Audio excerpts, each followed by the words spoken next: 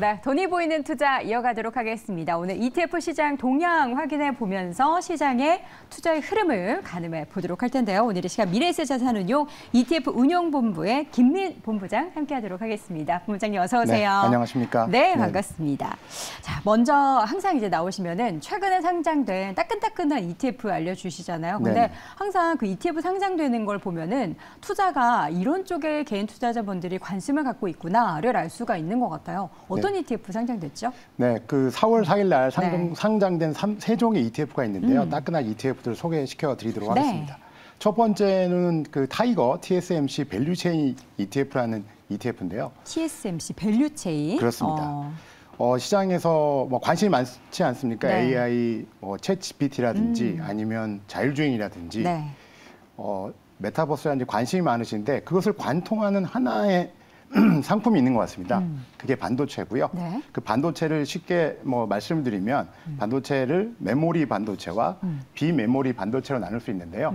메모리 반도체는 우리가 잘 아는 삼성전자가 대장이고요. 네. 비메모리 반도체는 TSMC가 대장입니다. 그 메모리 반도체는 이름 그대로 저장에 포커싱을 둔 반도체라고 한다면 네. 비메모리 반도체는 연산과 처리에 포커싱을 둔 반도체라고 할 수 있습니다. 근데 아시다시피 제가 아까 처음에도 말씀드렸지만 뭐 자율주행이라든지 챗 GPT 이런 부분들이 저장보다는 연산 처리에 지금 더 많은 반도체가 필요하거든요. 그런 의미에서 TSMC에 대해서 많은 관심들을 보여주시고 있고요. 네. 그래서 TSMC에 투자하는 것도 좋은 방법이지만 성장하는 섹터인 비메모리, 밸류체인 전체 투자하는 ETF 투자하신다 그러면 성장하는 섹터 같이 갈 수 있기 때문에 타이거 TSMC 밸류체인 ETF가 투자하는데 너무 적합한 투자 대안이 아닐까라는 생각을 하고 있습니다. 저희는 이제 약간 국뽕적인 느낌으로 일단 메모리가 돼야 그 메모리를 가지고 맞습니다. 또 저도 연산을 삼성전자의 하니까요. 빅팬입니다. 다양한 방법에서 메모리, 비메모리 할 것 없이 다 성장을 했으면 좋겠고요. 첫 번째 ETF 이어서 두 번째는 뭘까요? 네, 두 번째는 제가 저번 주에 중국 리오프닝을 아주 강하게 좀 말씀드렸었는데요. 두 가지를 말씀드렸어요. 네. 첫 번째는 소비 회복, 두 번째는 신성장 패러다임. 네. 신성장 패러다임은 전기차 ETF로 투자해 보시면 좋을 것 같다는 말씀을 드렸고요. 그리고 소비 회복에 대한 ETF를 제가 말씀드리고 싶었는데 아주 따끈하게 4월 4일 날 화요일 날 상장이 됐습니다. 그래서 코세프 차이나 내수 소비라는 ETF고요.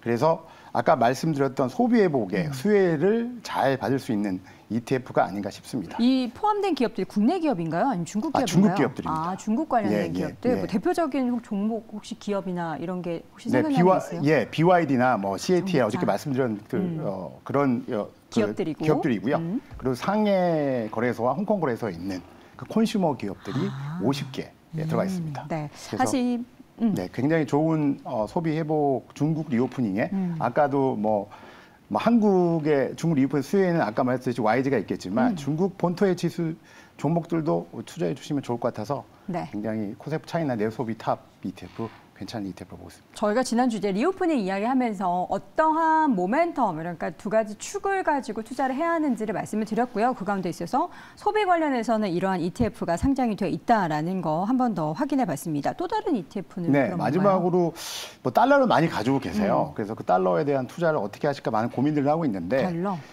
코덱스 소파라는 ETF가 나왔습니다. 소파? 되게 생소한 그래서 이게 풀어서 말씀드리면 Secure Overnight Financing Rate라고 해서요. 한국어로 해주세요. 한국어. 그러니까 저도 정확하게 이거를 어떻게 표현할지 잘 모르겠어요. 쉽게 말씀드리면 달러 안에서 무위험으로 가장 최고의 수익률을 올 수 있는 그런 지수다. 이렇게 보시면 될 것 같고요. 그래서 달러를 가지고 계신 분들은 이 코덱스 소파 ETF에 투자해 보시면 굉장히 좋은 성과를 낼 수 있을 것 같습니다. 네, 달러 투자에 관심 있는 분들은 이제 우리가 소파에 편안하게 앉아서 투자하는 것처럼 요 달러 투자를 편안하게 할 수 있다. 이런 관점으로 소파라는 이름을 또 기억해 두시면 좋을 것 같습니다. 사실 최근에 주식 투자도 많이 하지만 채권 이제 금리가 좀 하락을 하면서 가격의 상승이 나타나고 있는 채권 투자도 많이 관심을 갖고 실제로도 많이 하고 있잖아요. 채권에 투자하는 ETF 중에서는 또 어떤 것들에 좀 관심을 가져보면 좋을까요? 그 파키 통장용 ETF, 그러니까 금리가 조금 저희 지금 많이 오락가락하면서 파키 통장용 ETF에 대한 채권형 ETF 관심이 많으신데요. 그래서 제가 궁금한 게 한번 여쭤보고 싶어서 그 앵커님은 네. 그 목적성이 없는 단기 자금들은 어떻게 활용하고 계신가요? 저 같은 경우에는 사실 뭐 그렇게 뭐 CMA나 파킹 통장 이용하면 좋지만 그것마저 귀찮아서 그냥 통장에 넣어두거나 아니면은 그냥 조금 길다 한두 달 있다 하면은 주식에 넣어둡니다. 굉장히 위험한 투자잖아요, 주식이. 근데 저는 뭐 삼성전자나 뭐 이런 주식에 좀 넣어두다가 그러다 못 빼는 경우도 왕왕 발생합니다. 저보다 더 그 투자에 대한 지식이 높으셔서 주식에 투자하고 계신 것 같은데. 그거 좀 위험하죠. 그래서 말씀드린 대로 파킹 통장용 ETF에 대한 관심, 파킹 통장에 대한 관심이 많으신 것 같고요. 아까 말씀 뭐 CMA라든지 아니면 인터넷 뱅크의 파킹 통장에 넣으신 분들 많고 아니면 시중은행의 정기예금에 넣으신 분들 많습니다. 근데 이제 이런 세 가지 대안도 있다 그러면 ETF도 파킹 통장용 ETF라는 게 이제 나와 있습니다. 그래서 두 가지 지수에 파킹 통장용 ETF가 나와 있고요. 첫 번째로는 이제 CD91일에 투자하는 CD 금리투자라는 ETF가 있고요. 아까 말씀 소파라는 그 달러 기반의 무위험 지표로 투자하는 ETF가 있다 그러면 코파라는 저번 주에 소개를 드렸었는데요. 그 한국 원화로 투자하는데 무위험의 수익률을 주는 코파 ETF로 투자되는 그 ETF들이 상장되어 있습니다. 이 ETF 파킹 통장용 ETF들의 장점을 말씀드리면 첫 번째는 안전성인 것 같아요. 그래서 만기가 하루거든요. 그래서 하루짜리요? 매일 고시를 합니다. CD91일 지수라는 그 지수도 고시를 하고요. 코파도 예타공에서 매일 고시를 하기 때문에 이제 만기가 하루기 때문에 금리가 튀어서 채권 이자가 늘어나지만 채권 가격이 하락하는 그런 리스크 없이 파킹 통장용 ETF는 그 말씀드린 대로 안전하게 운영이 가능하고요. 두 번째로는 이제 정기예금 우리 3개월짜리 많이 드시잖아요. 그러면 3월 1일부터 6월 30일까지 3.5% 연한선을 준다고 가정해 보면 중간에 만약에 해지하게 되면 그 해지 이자율을 받죠. 페널티 이자율을 1.5%. 근데 이 ETF의 장점이 시장에서 매도를 하면 되는 거니까 그런 그 페널티의 이자가 없습니다. 그래서 매일 고시되는 3.5%, 3.6%, 3.4% 매일 고시되는 이자를 복리로 취하면서 페널티 이자 없이 운용할 수 있다는 큰 장점을 가지고 있죠. 그래서 말씀드린 것들을 한번 그 총 지금 5개 ETF가 상장이 되어 있는데요. 파킹 통장과 같은 성격의 ETF가 5가지나 5가지가 있습니다. 첫 번째가 타이거 CD 금리 투자 ETF라는 그 CD91을 기반으로 하는 ETF가 상장이 되고 있고요. 그리고 코퍼 ETF는 4가지 ETF가 상장이 되어 있습니다. 그래서 코덱스 코퍼 ETF, 타이거 코퍼 ETF, 그다음에 하나로 코퍼 ETF, 아리랑 코퍼 ETF 이게 4 ETF 상장되어 있고요. 이 5개 ETF를 합치면 한 8조 6천억 정도 됩니다. 꽤 많네요. 그래서 이 ETF가 파킹 통장용 ETF가 관심을 끈 지가 얼마 되지 않았는데 많은 자금들이 지금 투자자들이 관심을 가져줘서 8조 6천억의 수탁고를 올리고 있습니다. 지금 보면 사실 안정적인 투자에 있어서 지난 시간부터 계속해서 한 가지씩 저희가 소개해드리고 있었는데 이번에는 파킹 통장과 같은 성격의 ETF 5가지를 소개를 해드렸고요. 그럼 궁금한 게 사실 4월 같은 경우에는 보통 이제 역사적으로 우리나라는 좀 아니더라고요. 근데 미국 같은 경우에는 좀 시장이 좋았다라고 하는데 우리 본부장님께서 보시기에는 이번 4월 시장에 대한 기대감이 좀 있으신지 보면은 온 삼성전자가 4% 넘게 오르거든요.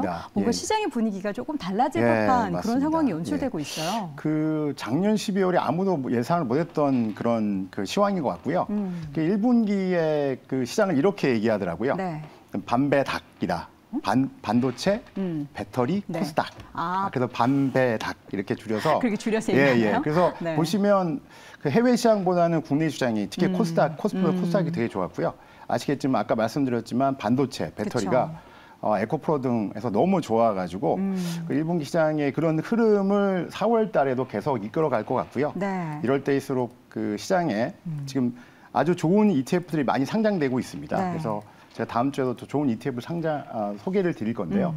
그 최근 상장된 ETF는 최근의 시황을 잘 따라가기 때문에 이 ETF 정보들을 잘 들으시고 잘 투자하신다 그러면 정말로 아주 좋은 수익률을 받지 않을까라는 생각이 들고 있습니다. 4월 시장의 움직임이 사실 그동안의 반도체, 배터리 그리고 코스닥 쪽으로 움직였다면 앞으로의 시장은 그래도 대형주 중심의 코스피에서도 조금 움직이려면 수급들이 좀 좋아져야 되는데 최근에 한 달 사이에 보면은 기관 투자자들의 코스피에서의 수급이 계속해서 이어졌고 반면 코스닥에서는 이 개인 자금들이 코스피에서 빠져나간 게 코스닥으로 연결이 됐었잖아요. 보면 인버스 투자 또 지금 개인 투자자들이 굉장히 계속해서 사고 있다는데 그 기조는 안 끊기고 이어지고 있나요? 네, 인버스의 투자 부분들이 장이 오르면 올수록 어쨌든 간에 투자에 대한 관점은 모두 다르시니까요. 예. 아까 에코프라든지 반배닥게 투자한 분들도 계실 것이고 네. 반대로 너무 오른 거 아니야? 왜냐하면 12월 달에 그렇게 예상을 아무도 못했거든요. 그래서 인버스에 대한 투자도 많이 일어나고 있습니다. 그래서 제가 보기에는 그런 시황들을 잘 고민을 해서 투자를 하신다 그러면 그 ETF만큼 좋은 투자 수단이 없거든요. 네. 그래서 제가 ETF 전도사 역할을 하고 있는데 좀 많은 관심을 가져주시면 분명히 좋은 성과를 얻으실 거라 생각하고 있습니다. 사실 저도 이제 개인적으로 종목 하나 선택하는 게 너무 어렵잖아요. 최근에 이제 바이오 반등할 때도 그렇고 반도체 반등할 때도 그렇고 뭐가 어떤 기업이 적절한 수혜를 받는 기업인지를 선택하기 어려울 때는 사실 그런 종목군들을 한꺼번에 모아둔 ETF, 그러니까 어떻게 보면 그 인덱스 비슷하게 투자하는 게 조금 더 안정적이라서 최근에 반도체 ETF 쪽으로도 자금이 굉장히 많이 한 달 동안 유입됐다라고 하는데 그러면 반도체 그리고 뭐 바이오 뭐 이런 그렇죠. ETF 쪽에 있어서의 관심을 좀 꾸준히 가져보는 것도 나쁘진 않겠네요. 한 종목에 투자하는 건 말씀하신 대로 굉장히 위험한 일입니다. 아까 TSMC 밸류체인도 말씀드렸지만 TSMC 좋긴 하지만 TSMC가 말씀드린 중국과의 관계가 있지 않습니까? 네. 그런 위험성을 밸류체인이라는 21개 종목으로 같이 투자한다 그러면 종목의 위험성을 줄일 수 있으면서 좋은 성과를, 수익을 낼 수 있는 좋은 대안이 될 것 같습니다. 알겠습니다. 네. 앞으로도 우리 김미인 본부장님께서 다양한 시장에 투자할 수 있는 좋은 ETF들 많이 소개해 주시기 ETF 전도사가 되도록 하겠습니다. 바랍니다. 네, ETF 전도사 미래에셋 자산운용의 김미인 본부장 함께했습니다. 본부장님 고맙습니다. 감사합니다.